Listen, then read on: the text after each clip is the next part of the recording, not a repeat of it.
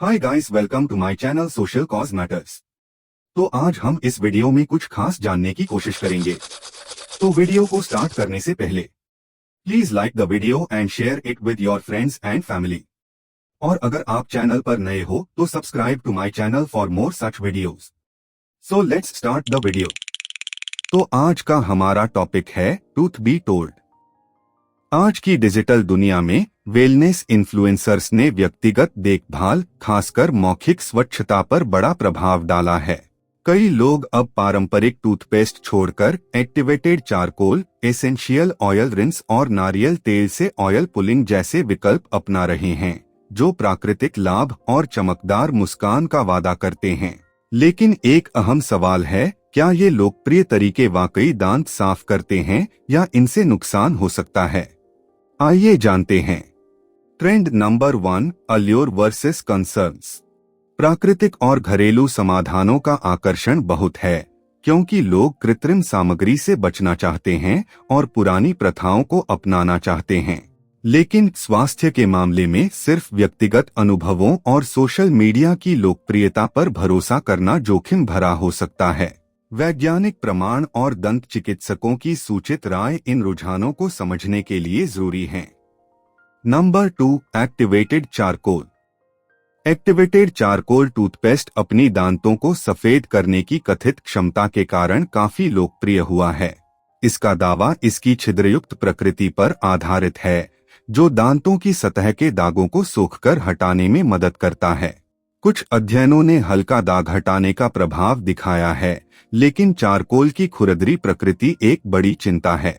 Dentist चेतावनी देती हैं, एक्टिवेटेड चारकोल की सबसे बड़ी समस्या इसकी खुरदरापन है। यह कुछ सतही दाग हटा सकता है, लेकिन यह दांतों की बाहरी सुरक्षात्मक परत इनेमल को भी घिस सकता है। एक बार इनेमल घिस जाए तो यह हमेशा के लिए चला जाता है, जिससे दांतों में संवेदनशीलता बढ़ती है और कैविटी का खतरा बढ़ जाता है। इसके अलावा कई चारकोल टूथपेस्ट में फ्लोराइड नहीं होता, जो इनेमल को मजबूत करने और सड़न रोकने के लिए जरूरी है। Number 3, oil pulling. एक और लोकप्रिय चलन है ऑयल पुलिंग, जो एक प्राचीन आयुर्वेदिक प्रथा है, जिसमें लंबे समय तक तेल, अक्सर नारियल तेल, को मुंह में घुमाया जाता है। समर्थक दावा करते हैं कि यह मुंह को डिटॉक्सिफाई करता है, बैक्टीरिया कम करता है और मसूड़ों के स्वास्थ्य को बेहतर बनाता है। हालांकि कुछ सीमित शोध ऑयल पुलिंग से कुछ मौखिक बैक्टीरिया में कमी की संभावना दर्शाते हैं, लेकिन सबूत अभी भी पक्के नहीं हैं और इसे ब्रशिंग और फ्लॉसिंग का विकल्प कभी नहीं मानना चाहिए।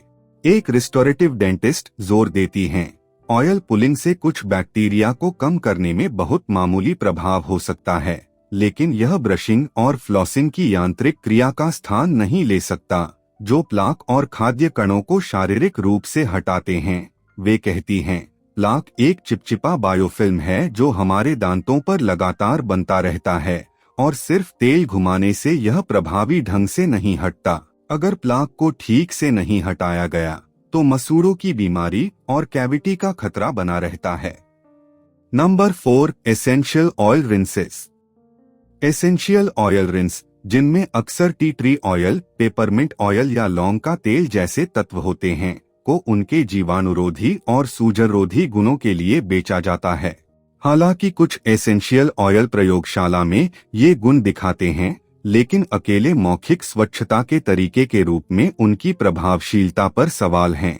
डॉक्टर्स, कुछ एसेंशियल ऑयल में जीवाणुरोधी प्रभाव हो सकता है, लेकिन ज्यादातर दुकानों में मिलने वाले रिंस में उनकी मात्रा इतनी कम होती है कि यह जटिल मौखिक माइक्रोबायोम पर कोई खास असर नहीं डालती। वे आगे कहती हैं, कुछ एसेंशियल ऑयल अगर गलत तरीके से इस्तेमाल किए जाए तो मुंह की झिल्ली को जलन पहुंचा सकते हैं। ब्रशिंग और फ्लॉसिंग के साथ इस्तेमाल होने वाला फ्लोराइड युक्त माउथवॉश प्लाक और मसूड़ों की सूजन को कम करने में कहीं ज्यादा प्रभावी है और इसके पक्ष में मजबूत वैज्ञानिक सबूत हैं। Natural alternatives. प्राकृतिक विकल्पों का आकर्षण समझ में आता है, लेकिन मौखिक स्वास्थ्य बनाए रखने के लिए केवल लोकप्रिय विकल्पों पर निर्भर रहना जोखिम भरा हो सकता है। पारंपरिक फ्लोराइड टूथपेस्ट की प्रभावशीलता को कैविटी रोकने और इनेमल को मजबूत करने के लिए वैज्ञानिक शोध का मजबूत समर्थन प्राप्त है। दिन में 2 बार 2 मिनट तक ब्रश करना और रोजाना फ्लॉसिंग करना स्वस्थ मुंह बनाए रखने का सबसे प्रभावी और स्थापित तरीका है। तो बस यही था आज का video. Hope you like this video. Thank you for watching. Have a nice day. Bye bye.